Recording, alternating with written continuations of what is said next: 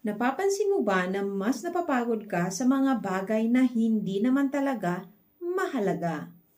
Panoorin mo tong video na to.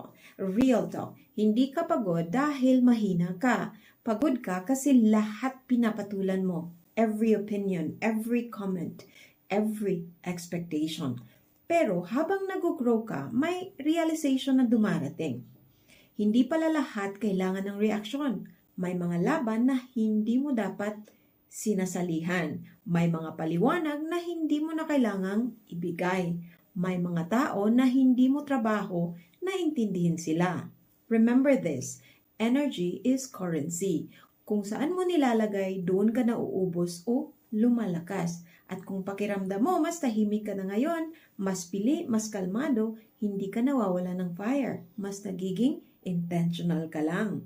Kaya ito ang 3 practical habits. 1. Pause before you react. Hindi lahat ng trigger kailangan ng sagot. 2. Choose peace over being right. Hindi lahat ng laban worth winning. And 3. Protect your focus daily. Kung saan ka nakatingin, dun ka papunta. Ito pagkatanda natin, hindi ka cold, hindi ka distant, hindi ka nagbago para sumama, nag-mature ka. At ang taong may direksyon, marunong pumili kung saan niya ibinibigay ang energy niya.